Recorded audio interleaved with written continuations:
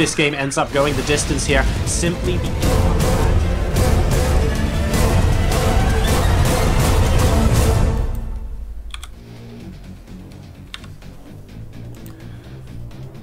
Welcome to Coda, ladies and gentlemen, for game number 2 of this potential best of 9 in the hot seat by Dinga TV. I am JoRoSaR, your host for the evening, and spawning in the top left position as the red Protoss player representing Imaginary Gaming.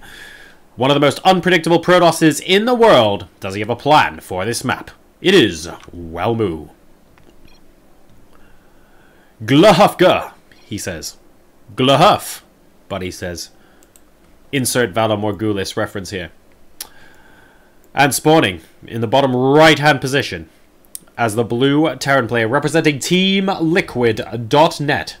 The current pride and joy of the hot seat, enjoying a maximum win streak, so that this week he is playing once again for $375. Can he keep that bounty where it is and continue to milk it week in, week out? He's one game ahead. Great start. It's Liquid Bunny.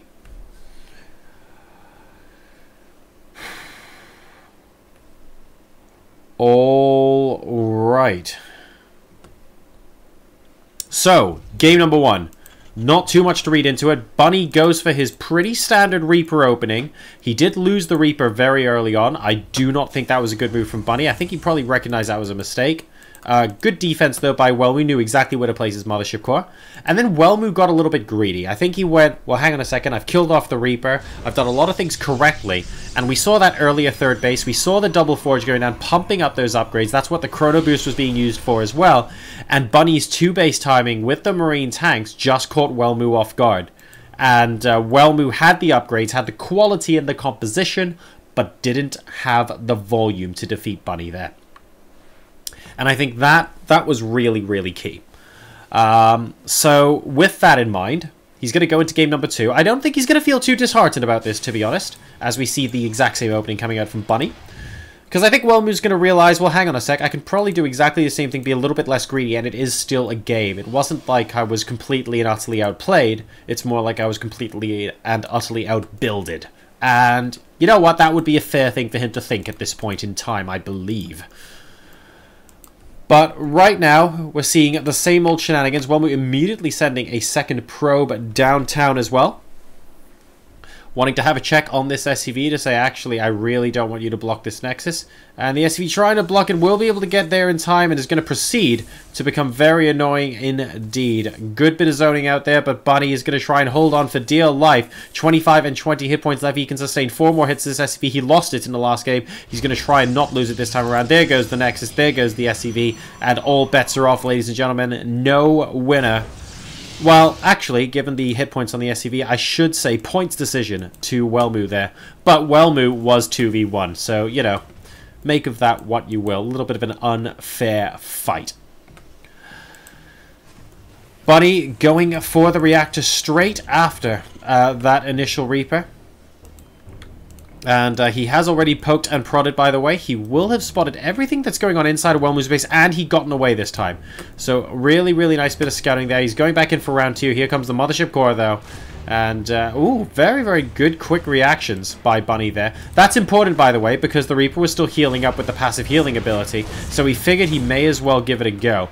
He's going to try and maybe pick up one of the probes on the right-hand side near the gas. But the Mothership Core is doing just such an excellent job of zoning this out that there is no way for Bunny to capitalize and pick off a worker. Good zoning defense there. Now, last game, we saw immediate starport. No add-on. We had the Widow Mines coming out first, and then we had Tech Labs at the same time on the factory and starport, and this is looking suspiciously like the same build from Bunny. He might be going for that 2-base play again. Will Welmu be greedy this time around? This Reaper is getting zoned out like nobody's business. This Mothership Core is...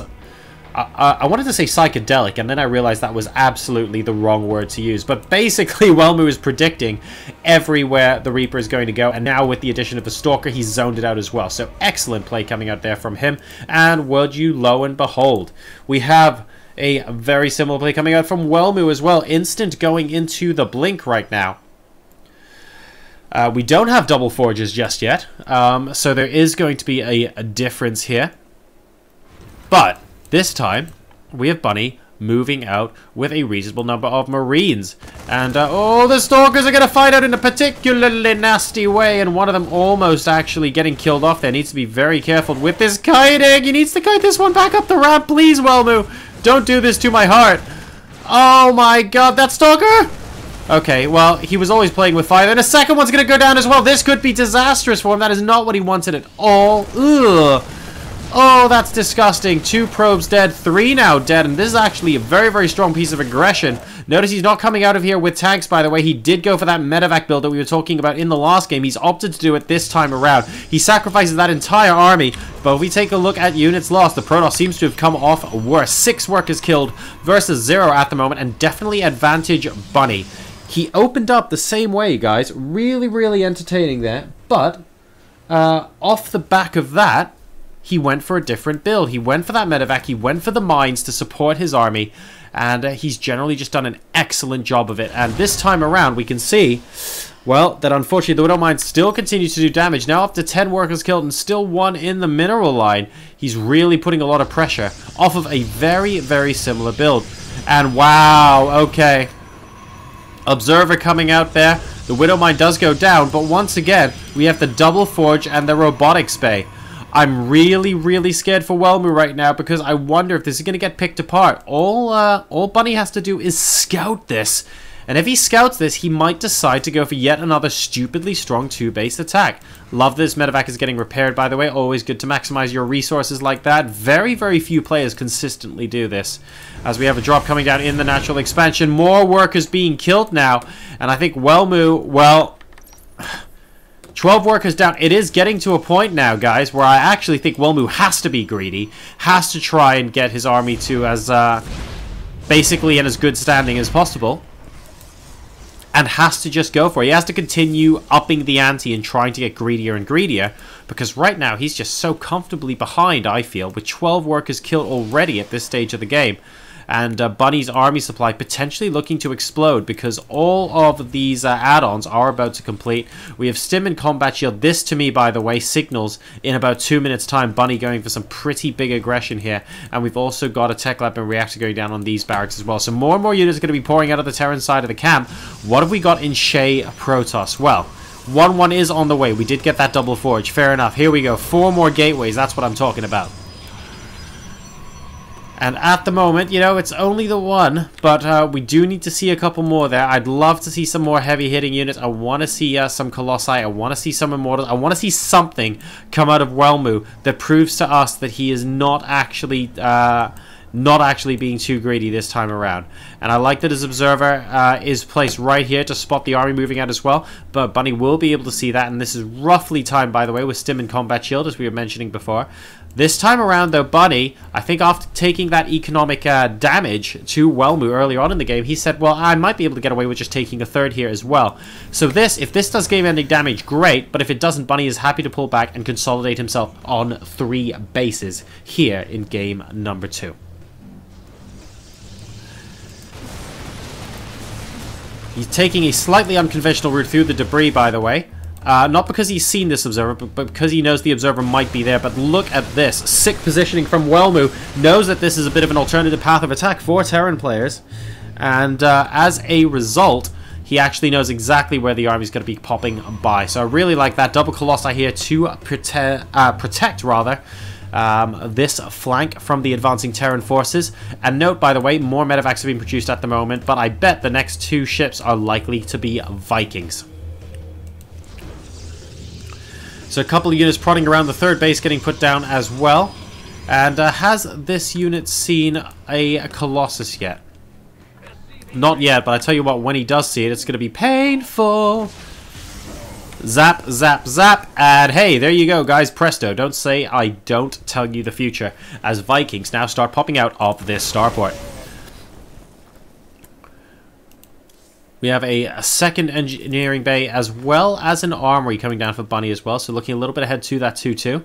And we have got the upgrade advantage once again, but a little bit less quickly. And I don't know if that's going to be fast enough. Well, it's certainly not going to be fast enough to have 2-2 in time to try and deal with this push. Only a Colossus actually trying to defend against this at the moment, but a couple of Marines not quite able to take it up because we do have the Blink Stalkers in comparison. And oh, that is lovely, leaving that Widow Mine there, killing off a couple more Stalkers, and 23 workers in total have now died. Very, very big drop there from Buddy off onto the left-hand side. And once again, Welmu in a situation where, hey, guess what? You're going to have 2-2 attack against a player that only has +1. That sounds pretty good, doesn't it? Unfortunately, he needs the volume to go along with that. And the army supplies at the moment are 90 versus 53.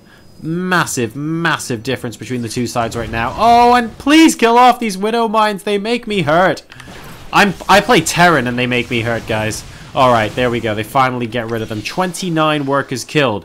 And the situation as it stands, guys, is 61 SCVs and 3 bases versus 34 probes and a cancelled 3rd base. This is not looking particularly valiant from a Welmu point of view. I mean, he has to just make Colossi and go. He doesn't want to wait till they're an umpteen trillion Viking count with this army, because then the Colossi might just straight up lose. He doesn't want to go necessarily straight away with the Gateway Force if he sees the Bio army is substantial. But the earlier he hits, the more likely it is he wins right now, because economically he's just falling quite far behind in this game. Oop. A couple of Stalkers unfortunately getting picked off there. A scan will reveal the number of Colossi joining in this army. And we have a stim forward with, wow, a lot of volleys from that Viking trying to take out these 3 Colossi. They're doing so much damage. Look at how many Vikings there are on the field now. Bunny's bought himself enough time to get 10 Vikings up, and all of the Colossi go down. Here comes the 4th one, GG, and Bunny, ladies and gentlemen, takes a 2-0 lead in the hot seat and is able to defend so far with a clean sheet against what has to be said is a determined Welmu, but one that is currently fallen short.